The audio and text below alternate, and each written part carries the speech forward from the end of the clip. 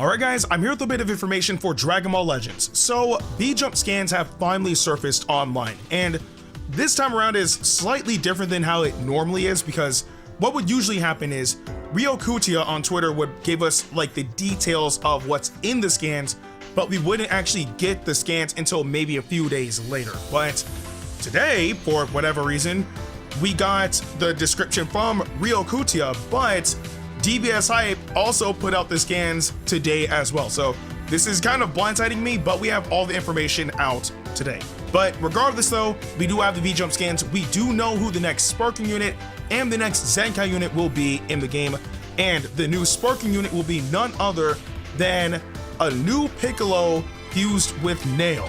And the next Zenkai unit will be none other than Super Janemba, the purple one specifically. So just note that it is, or at least as of this recording, it is 3:30 a.m. Everybody's asleep. There is no translations for this whatsoever. So I took it upon myself to get at least rough translations. So I may miss specific details, in which if I do so, there are other content creators that are far more detailed with Japanese than I am. Prime example would be like Goresh. But all in all though, I do at least want to get some of the information that I was able to deduce on my own. So starting with Piccolo, one, he's a red unit. And I think that's gonna be a problem for reasons that I'll get into later on. But this Piccolo is based off of the Cooler movie.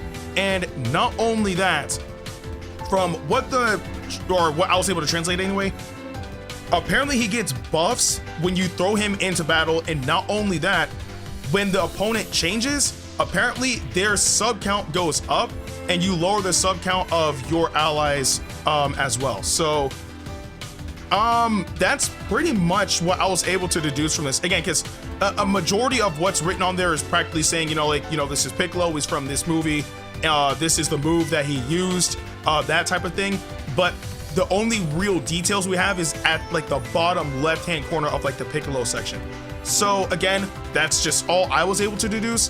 But still, being able to sabotage the opponent by increasing their sub count whilst simultaneously lowering your sub count is good, because one, it keeps their unit locked away longer, especially if it's a prominent unit, and two, it gives you the ability to swap out if you need to, right? Because again, having a lower sub count is never a bad thing. Having a higher sub count is a bad thing. But the issue I see with this Piccolo is, yes, he's gonna fall on Sagas from the movies, and he's also gonna be regen as well. The downside is there are two powerful units, actually three when you think about it. Three powerful units that kind of fit his role right now, right? For example, if you throw him on regen, he has to compete with Fusamasu Half Corrupted. And that unit is still to this day a very powerful red unit for actually all of his respective teams, now that I think about it. So that's going to be really hard. And not only that, I mean, Fusamasu, his special move hits hard. His special skill is an AoE that allows you to follow up if you have the necessary moves. He has strike cover. He can regenerate. Like, he has, and he has an ultimate attack, which helps out even more. So he has a lot of perks that this Piccolo would have to fight to try to either get that spot or to at least be on the bench for, I would say, regen, right? Because there's the other side of the spectrum where if you don't put him on regen, then you also have Sagas from the movies. And with Sagas from the movies, you have Zenkai Gogeta, who's a free-to-play unit, so literally everybody should have him. And you also have Bojack. And both of those units are very powerful. So, especially with Bojack, you transform with Bojack, and you're gonna be dealing a lot of damage to a lot of units. Because that awakening like skill is ridiculously strong. Even though it can't kill, but it does deal a ton of damage. And not only that, when you pop Bojack's main, you take away your opponent's entire vanish gauge, right? So you have a higher chance of being able to transform a Bojack and take advantage of those buffs than if you were to not use Bojack and then throw in this Piccolo, right? And then of course, Zenkai Super Gogeta. I mean, he's been in the game for a long while. We all know how he's like, you know what I'm saying? This Piccolo has a lot to fight for. That's all I'm gonna say. Now, granted, right? These Legends All-Star banners have not been bad. Like, there are a few that are weaker than others, but in a general retrospect, a lot of them have actually been pretty solid, right? Like, even to this day, like, if I'm running, like, you know, Sun Family, like, I would occasionally throw in Super Saiyan 3 Goku GT, right? Just because he's fun to use. Or if I'm doing Fusion Warrior, sometimes I'll throw in Maju.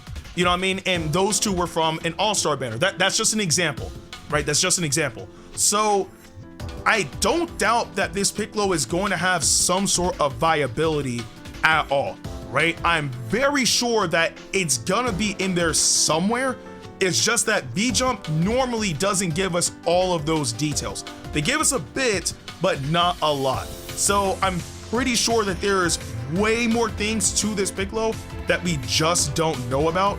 And for all we know, those perks can be so good that maybe he can take a spot in Regen, or maybe he can take a spot on Sagas from the movies. We have no idea, but only time will tell. But he, in a general retrospect, again, he has a lot of competition, especially since he's a red unit. But moving away from Piccolo, we do also know the next Zenkai unit, which is going to be Zenkai Super Janemba. And this is going to be interesting, right? If I'm not mistaken, this was the Super Janemba with the counter, the blast counter. So this is, wow, I was not expecting this.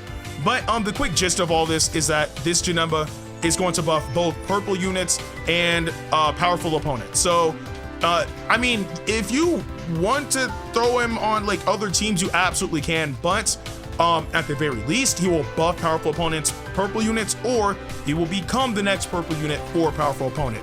Again, anything is possible, but oh, actually, you know what? Maybe he could just be a bench unit for powerful opponent. I mean, not to diminish what this Janemba can do, even though this unit is very, very old, but also remember that we literally just got a brand new purple unit in the game with it being LF Cell, right? And LF Cell is insane. Oh my, and that's putting it very lightly. Like, that cell is absolutely ridiculous. So the fact that we have something that can potentially buff him even further, because note that LF Cell is on powerful opponent as well, just knowing that we have a unit that can buff him even further is going to be genuinely intriguing to me.